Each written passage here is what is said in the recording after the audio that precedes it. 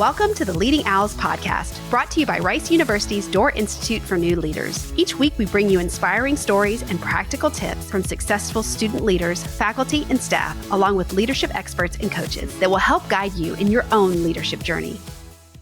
Today, we're honored to be joined by Tim Harrison, a Rice alumnus and founder of the Enjoyable Pain of Growth, or EPOG Academy, and a true example of transformational leadership. Tim's journey began as a student athlete, arriving at Rice with dreams of an NBA career. When those aspirations didn't materialize, he faced a turning point that set him on a path of personal growth and purpose. Through his studies in psychology and involvement with the Doerr Institute, Tim discovered his passion for helping others realize their potential. Since graduating in 2020, Tim has devoted his life to empowering young people. As the founder of EPOG Academy, a nonprofit dedicated to personal development and leadership coaching for high school students, Tim is creating opportunities for the next generation to thrive. His mission is to make personal development as integral to education as math or science, ensuring students build the resilience, self-awareness, and skills needed for a fulfilling life. In this episode, we'll explore Tim's leadership journey, the pivotal moments that shaped his path, and how his time at Rice influenced his vision. He'll also share insights into the founding of EPOG Academy, the leadership principles that guide him, and advice for aspiring leaders and entrepreneurs. Please welcome Tim. Hi, Tim. Thanks for joining us. Hey, happy to be here. So can you tell us about your leadership journey? What inspired you to first take on leadership roles and how that has evolved over time? So I joined Rice in 2016. Came from San Diego and I moved out to Houston. I had a full ride basketball scholarship. It was about 2 years in that I started to realize, okay, the NBA is not going to be my trajectory. And so I got really interested in figuring out, well, what else is out there? You know, I always cared about school, but I didn't necessarily know what I wanted to do after that. And I also went through a lot of just adversity in my own athletic journey. I had torn my meniscus my junior season, I wasn't able to complete. And then frankly, I had some adversity just even in the locker room as well. I'll be completely transparent. At the time, I was dating somebody and they ended up going behind my back with one of my teammates. Oh. And so I was struggling on the court, trying to find my place and trying to get in there. And then this one thing that was going very well ended up going very poorly. And those two things were connected. And I just had a moment where I was like, man, this is not the experience that I was hoping to have coming into college when I was thinking about what I wanted. And I hit what was a personal rock bottom in that moment where I was like, wow, life really kind of hit me. How do I respond? And I remember I came up with this term called bake or burn. In life, there's fires. And sometimes fire can purify you. It can make you into what you're meant to be, or it can burn you and it can crush you. And I think you have a decision to make when you have those crucible moments, whether you're going to bake, whether you're going to burn. So I said, okay, I'm going to bake. I'm not going to allow this to crush me, make me resentful and bitter. But then it was like, okay, well, how do I actually figure this out? Because it's not easy, And so I took personal ownership. And I was like, okay, well, how am I complicit in the results that I'm seeing? I think that became the bedrock of how I looked at the world and how I started to focus. A lot of things seemed out of my control, but if I focus on the things that were in my control, I think that gave me a level of agency and control. But that takes humility because you have to look at a situation that might have seemed like it was out of your hands. Look, how did I contribute to this? Or what could I do moving forward? But I think that was an important lesson. And so, when it came to sports, I started looking at, okay, well, if I want to play more, I could say whatever I want about my coach, but he wants to win. And if he honestly felt like me being in the game would help him win, then I'd be in the game. And so what are the things that are in my control that I can focus on? And then the other situation, I was like, well, that's harder because I didn't necessarily contribute to that or make that happen. But I had to realize, oh, wow, there's a lot of things that I had ignored that now that situation had happened, they became obvious to me. And I was like, how come I didn't see those? I wasn't reading things well. And there's reasons for that. And so that led to a lot of just personal self-reflection. And that whole season was like a kind of an identity crisis that I went through. I was like, okay, well, who am I going to be after basketball? And then how am I going to respond to these adversities that I'm facing? And part of my process of going through that was to learn. I was like, I clearly was naive in multiple areas. How do I get that information? And so I started reading a lot of books about psychology. I started to be just more interested in venturing out into different circles and whatnot. And I think that propelled me to start working on myself a lot more. And I think I learned a lot through that. Those learnings and those lessons became the foundation of my leadership. I think that's so amazing. How am I complicit in what's happening? That takes a lot of self-reflection to be able to say that.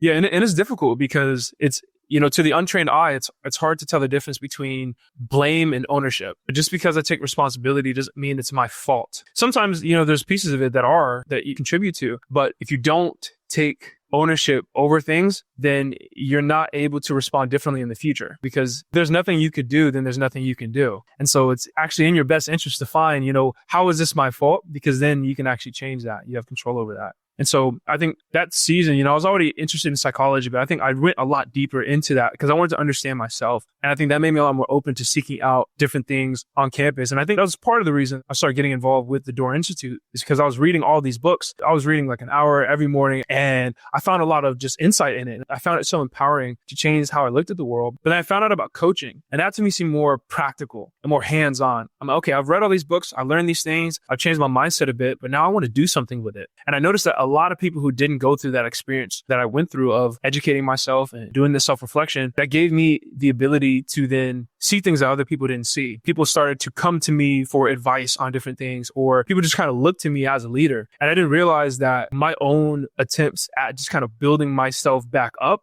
ended up developing the muscles and the skills that I think translated very well to leadership. And so when I found out about the Doerr Institute, that became a natural progression as I started to look, okay, these things aren't just helpful for me. I can now be a change agent for other people. Let me figure out how I can do that well. Once you got on that journey, was there another pivotal moment that shaped the way you approached leading others that you can remember? Absolutely. I mean, there's so many. One of the things that I think is important, like my leadership journey, like in an official capacity, didn't start because I tried. I found out about this organization called the Black Male Leadership Initiative. And frankly, I just wanted to just hang around other people on campus, meet new people. So this was inside Rice? This was a Rice? Yeah, this is while I'm still at Rice. I started showing up, they would have canes. They would have good food at the meeting. So I would show up. Oh, these people are pretty cool. And I'll show up to a couple of events. And then there's an opportunity. One of the people who was on their e-board, he ended up leaving school that semester. A semi-position opened up. He was over running this event called Black Women Appreciation Night. I decided, okay, hey, I might be able to contribute some things here or there.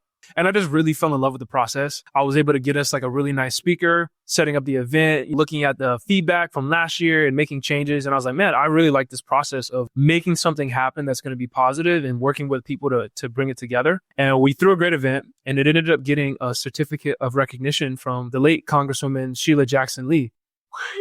And I was like, oh, wow, that was a really cool experience. I got something nice on my resume too. And then so the next year came and they had people sign up for e-board, and you choose from this drop down menu of positions. You have treasurer, vice president, president, director of engagement and whatnot.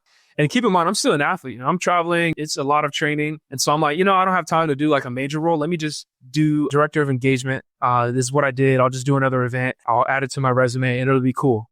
And the day came where we voted on it. We went around the circle. We went to the different positions, and I didn't get director of engagement. So I was like, oh man, I thought I did well. And I guess people didn't see it like that. And so we go kind of from bottom up, vice president and then the president. And an individual named William Edmond, who was the club sponsor at the time, when it came to me, he just kind of interrupted it. And he said, hey, I think Tim should be president. And one by one around the room, like the rest of the guys said, yeah, we agree.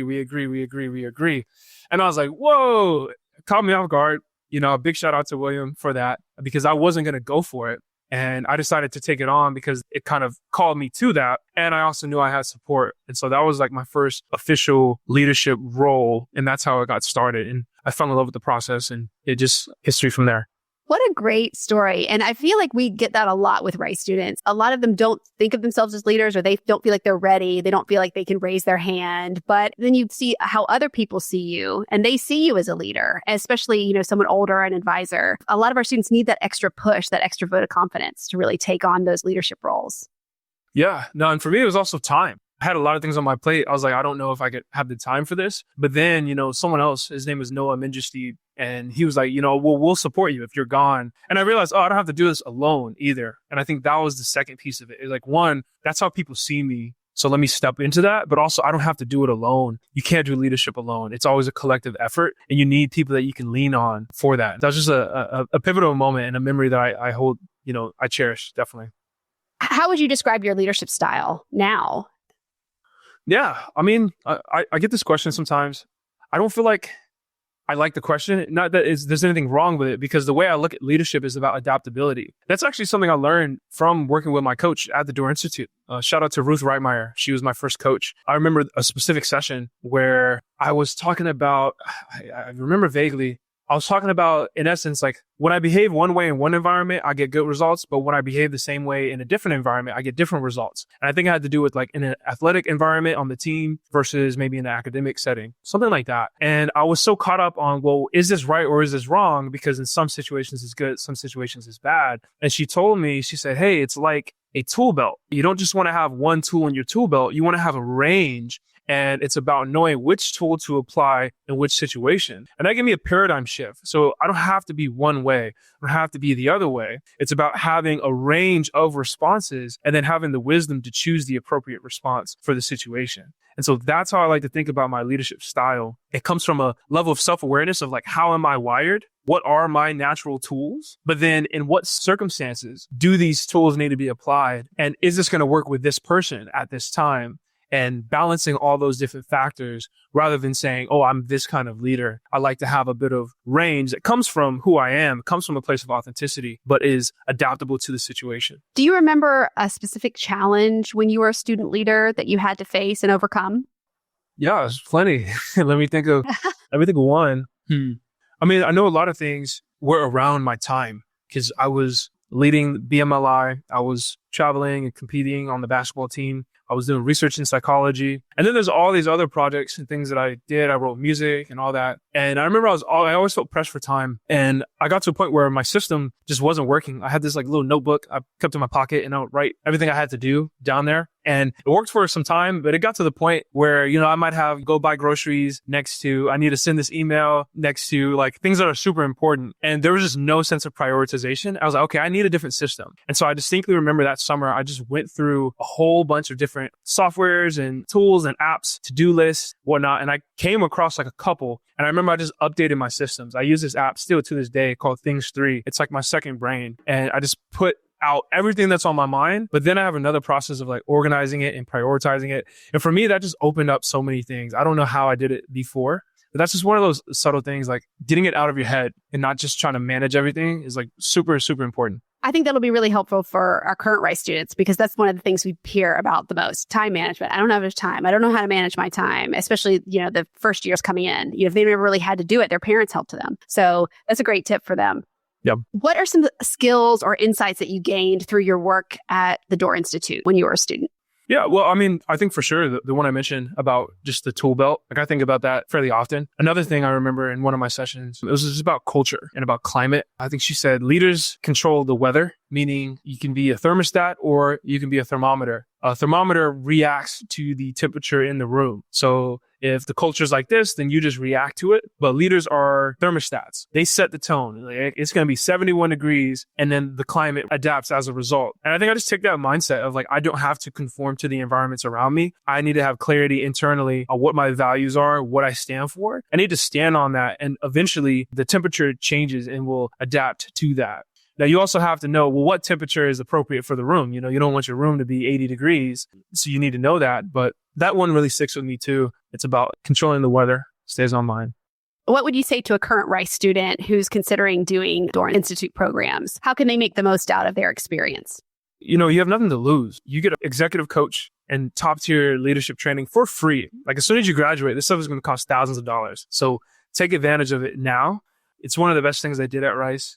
Two, I'd say one of the things I learned, I think through Doerr, not necessarily through Doerr, but as part of my experience with Doerr, it's like you don't have to take a conventional path. You can create your own path in a way that I think most people don't realize. You hear the careers that you could be in and they fall into standard buckets, but especially now, there's so many options out there and opportunities. You really can create your own path that's just emergent from who you are. You don't have to sacrifice what you're passionate about and what makes a lot of money. You just have to be creative about how can I get both. And just because something doesn't exist right away doesn't mean you can't create it. So after I went through Doerr, I became an affiliate. So I would help other students sign up. And the way that they market it was through the residential college system. As an athlete, and I think a lot of the multicultural students don't necessarily engage with the residential college culture and system in the same way like that most students do. And so I noticed that a lot of my peers just weren't engaging in it and just like it wasn't on their radar. And so what I did is I went to Stephanie Taylor and I went to, I think it was Maddie Scannell. She was the head of the affiliates at the time. We sat down and had a meeting. I said, hey, I'd love to be an affiliate, but not through a residential college. I'd like to just create a new position for athletes and through my organization, which was BMLI, so we can get the multicultural students.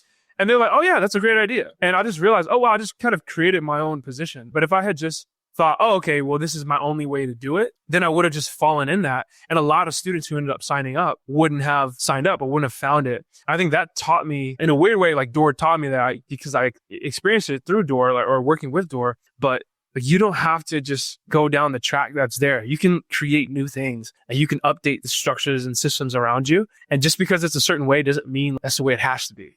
I think people underestimate that. I think that's so great. And we still have that position. Well, we've changed it to ambassador now, but you can be an ambassador for a club. You can be it for anything. It doesn't have to be a residential college. So we're still doing it. Oh, nice. You've left your legacy for sure. Yeah, that's cool. Well, you've certainly carved your own space after you left Rice. Can you walk us through the process of launching EPOG Academy and what inspired the idea and how it turned into a reality? Yeah, absolutely. So I had this huge rock bottom moment that I talked about with basketball and then just this rise to leadership, right? And I felt like great about my experience. It's like, man, I turned a terrible situation. Now I'm leading the club. I ended up landing my dream job in consulting, which was its own deal. And then the pandemic hits. Right? Everything shuts down. I had these plans. I was going to travel the world before I started my job. And I was like, man, this is perfect. It was a perfect storybook ending. But then the world shifted. Everyone's in quarantine. My last semester was in quarantine. And then I just remember a couple months after that, everything with George Floyd, Ahmaud Arbery, and Breonna Taylor happened. And the country was in just social unrest. Yeah. And it was just like such a crazy year. 2020, so many different things were going on and had nothing but time to think. My last class at Rice was this philosophy class. So I'm just thinking deep about my life, about everything. And I just remember having this clarity around my values and who I want to be. I read this book called Start With Why by Simon Sinek. And I created my mission statement. I started to get to the root of like, well, what am I wired for? What do I really want to do in the world? And I had this job. It was my dream job lined up. But I was looking at the world and I was like, I want to do something that's substantial, that makes an impact. The more I started to look out there, I saw an opportunity to have an impact. I know that a lot of the challenges and social issues that we see have their roots in education. Some students just are born in zip codes where they don't have access to the same quality of education. I thought about my own experience with personal development, with coaching, and then my research in psychology. There's this through line where we have evidence of all these things that you can do internally with your mindset, with your trajectory, setting goals, understanding your strengths that change life trajectories, but they're just buried in these journal articles that no one reads and aren't being implemented. And then I had my own personal transformation experience where that was one of the most empowering things that I went through. And I was like, man, I'd be willing to bet that if you could take this development experience and give students access to that, especially students who are furthest from opportunity, I'd be willing to bet that you could change their trajectories. And I think the evidence is there and the practice is there and my personal experience all aligned. And I was like, yeah, I think so. And then the second realization happened was, well, somebody's got to do that. And so it initially started out being a project. I was going to try to get some coaches, recruit some coaches and put together a little curriculum and have some students go through that. And then I was going to go do my big consulting job. But the more and more I pursued it, the more I started to come alive, the more I just saw different parts of me emerge. And I was like, no, this is what makes me come alive. This is what I'm wired for. I ended up taking the leap of faith and I turned down a 6-figure job offer from Accenture to then go all in, starting this nonprofit called EPOG Academy, which was meant to help empower students to maximize their potential through personal development and coaching. And so I ended up walking away from that job and starting the nonprofit organization with a co-founder. And then in tandem with that, because it was a coaching organization, I wanted to get certified as a coach. And so I knew that the Doerr Institute certified coaches. And so I talked to them and they actually waived the $10,000 fee of getting coach training through Coach Rice with MD Anderson. And so shout out to Doerr. I appreciate you guys doing that because that also helped me start as a coach. And so when I did this cohort, I wasn't with other students. MD Anderson would send their top executives when they get promoted to a certain leadership level to become trained as coaches so they can be better managers. And so it was me, 22, fresh out of college, just turned down this big job offer. And I'm like super passionate, gung-ho, let me figure out how to coach. And then these senior level executives. And for several months, we're coaching each other. We're learning together. We get to know each other. And at the end of it, enough of them had seen me coach. And I asked some of them, hey, would you take me on as your coach? And several of them said yes. That got me started. So simultaneously, I was getting this nonprofit off the ground, but I was also as a coach, coaching these senior level executives at this formidable company. And so those have been my two professional tracks. I've been doing executive coaching, kind of consulting work through my company, Onus Leadership. And then the majority of my time goes to EPOG Academy and EPOG, that's the enjoyable pain of growth.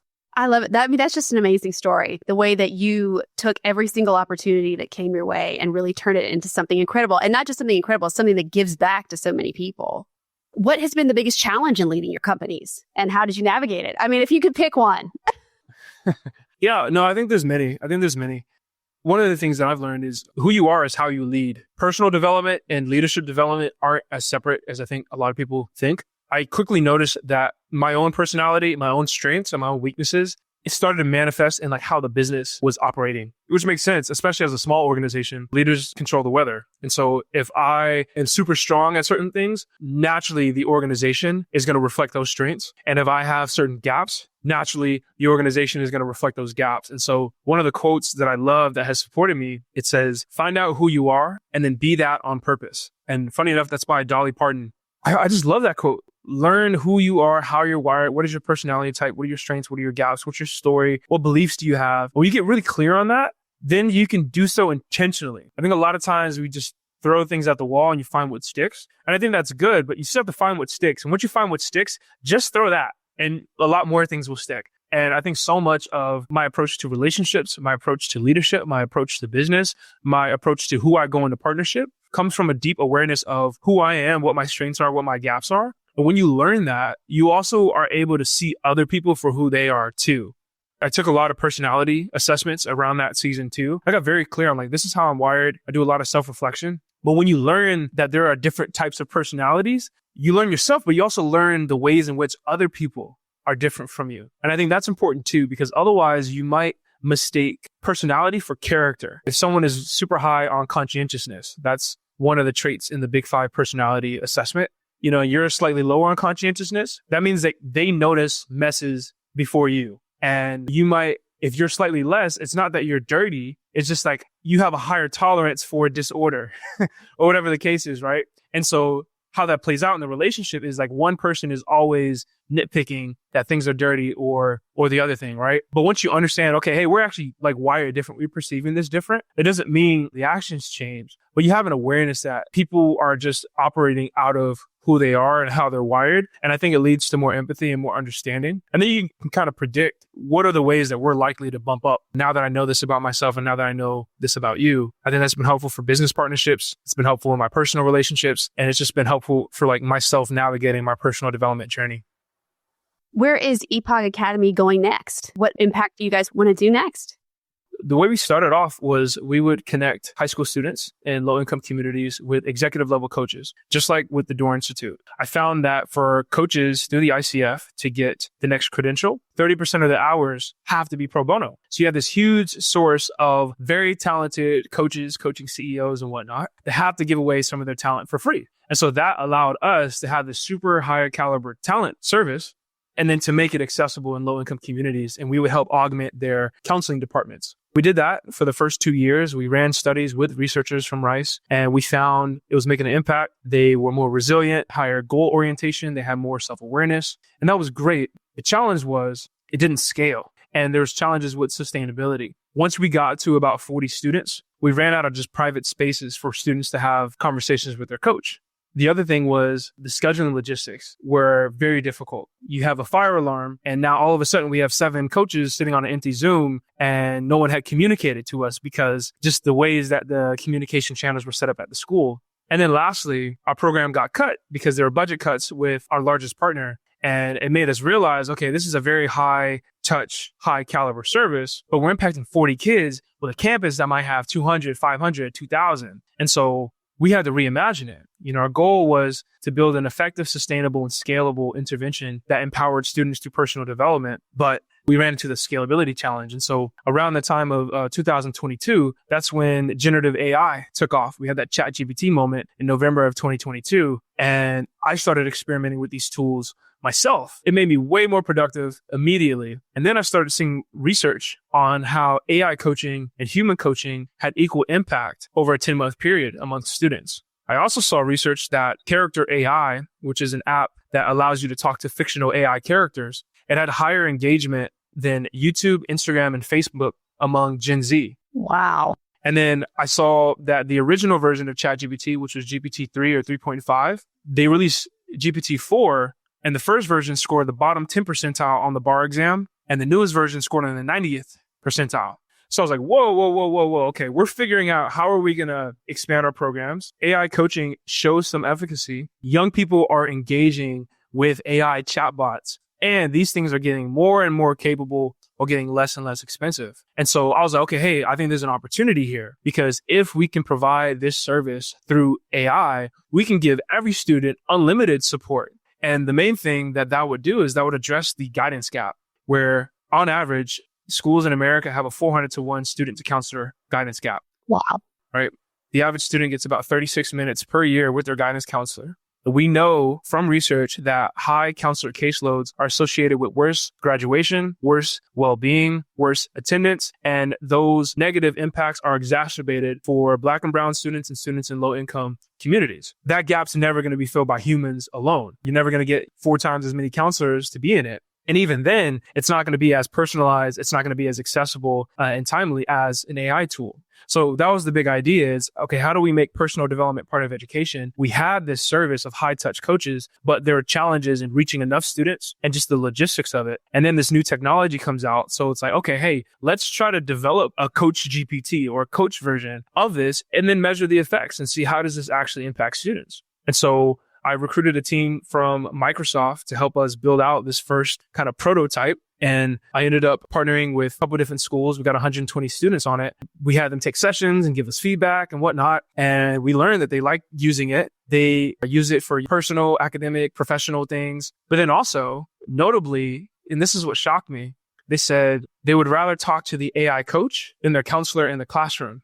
Wow. Because it won't judge them. It knows more. And they can talk to it at 9 p.m. when it's inappropriate to talk to an adult from school. And that's when students are actually thinking about their future. It's not in, C period or C block where their crush is sitting next to them, their best friend is cracking jokes over there, and they got a test next period. I'm not thinking about where do I want to be in 3 years? But after you've done your homework, you had your food, maybe you're scrolling online a little bit, and then you have this period of time before you go to bed. That's when you actually have those thoughts about your life. And a lot of students just don't have someone that they can talk to about that. Even if they did, they might not want to express it. And so our system kind of helps prompt them, just like a good coach, ask them questions, helps them think through a wide range of challenges. And so we developed several versions since then, and we continue to be evidence-based. We continue to look at the data and listen to students' voices and evolve that. That's what we're aiming at, is building an effective, sustainable, and scalable system. And we have some really cool things lined up this spring. I think that's incredible. I mean, you never really think about that, but even when these kids get the chance to talk to someone, they're still being judged. And especially with a kid and adult, you just feel that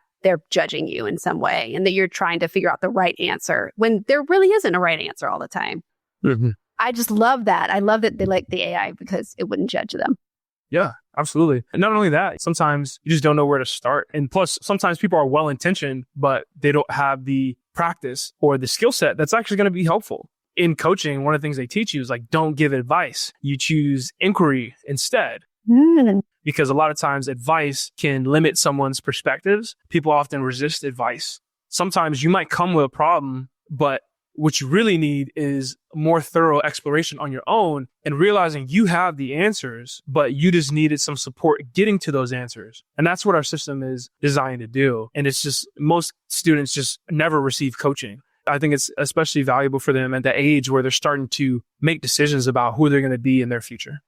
Looking back, what advice would you give to yourself back when you were just starting at Rice? Honestly, I think I figured it out. I think I did well. I think the mistakes that I made and the challenges I ran into, I learned the lessons that I would tell myself now. So I'll go back to the quote I said earlier for other students, not myself, for other students. It's find out who you are and be that on purpose. Go online, take a personality test. Ask your friends, hey, how would you describe me in 5 words? Or what do you think is something about me that I don't know about myself? Ask those questions and you'll be surprised that people know, first and foremost, people will know your strengths, people know your weaknesses, and they'll tell you if you ask them. The second thing is when you have that, it kind of points you in the areas that you're probably going to be best at. How you're wired is what you desire. So if you're the type of person who is hyper creative and you like speaking, like being out in front, you're probably going to gravitate towards careers, relationships, or dynamics that are going to allow that to shine. And so once you get clarity on that, it kind of is like one of those metal detectors when you go to the beach and you put it over the sand and then you hear beep, beep, beep, beep, beep, beep, beep, but you don't know exactly where it is yet, but it kind of gives you some signal. Doing those kinds of things gives you signal to where the gold is and where to go find that treasure. Well, you can never go wrong listening to Dolly. Yeah. We have so many aspiring entrepreneurs at Rice and around the world. So for them, what key advice would you offer on balancing your leadership responsibilities with personal growth and development as you build your business? Yeah, I'd say two things. One is about balance. It's a myth. Nothing is ever truly balanced. And if you want to be great at something, you have to put in an extraordinary amount of time and effort that's atypical. If you want atypical results, you have to put in atypical effort. And so don't feel bad about it. Just choose what is it worth being extreme for. Yeah, take care of yourself, eat, sleep, try to work out when you can. But if you want to go after something, you have to put in the work. And that's just part of the process. So don't beat yourself up about that. The other thing that can help is balance happens over a longer period of time. So when I first started the company, I was super out of balance in the direction of my professional life. But I'm thinking in terms of a decade. I have more balance or other things are more developed now that I'm 4 years out, 5 years out than in my first 2 years of starting the company. And so if you look at your life across a longer period of time, hey, I might have spent 3 or 4 years where I was just solely focused on these things. And then I developed and focused on these things. If you look back at your decade, you had a bit of range in what you experienced. So I would say, one, just don't be afraid of some of the extremes and don't be afraid. That's part of the process. Everyone that I know who's been hyper successful has had periods of time where they were just hyper focused on some things. I know it's counter to the typical, well-being mindset. Of course, take care of your mind and take care of your body. That's not what I'm saying. The second thing is you don't know what you're doing, and that's okay. Knowing what you're doing actually isn't a prerequisite. A prerequisite is this quote, you accrue incremental wisdom as you implement your flawed plan. All right, love that. You accrue incremental wisdom as you implement your flawed plan. You don't have to have a perfect plan. You won't. There's no such thing as a perfect plan. You just need enough of a plan so you're thinking about the right things. And then in the implementation of that plan, you gain the wisdom to make the plan slightly better, and slightly better, and slightly better. I know so many people stop themselves because they don't have it all figured out yet. But you need to take the first step. You can't steer a parked car. You have to get in motion to be able to recalibrate. Be okay and be comfortable not having everything figured out and not knowing everything, because it's in the doing that the knowing becomes more apparent. And it's this dance. I'm still executing a flawed plan that I started 4 or 5 years ago. It's just evolving and iterating and getting better input. Well, thank you so much for coming on today and sharing your journey with us and letting the Doerr Institute be such an integral part of your journey. We love seeing what our students are doing after Rice, especially ones who's making such a big impact, not just on Rice and students everywhere, but also in the city of Houston and giving back so much. Yeah, much appreciated. My pleasure. Doerr Institute was a big part of my journey. And yeah, I think if you're a student on the fence, you've nothing to lose by trying it out. So yeah. Well, thanks so much for joining us, Tim, and good luck with everything. We're so excited to see what you do next. Thank you for joining us for the Leading Owls podcast. We will be back next week with more leadership journeys and tips to share. New episodes release each Wednesday. For more information on the Doerr Institute for New Leaders and our free leader development programs for Rice students, please visit doerr.rice.edu.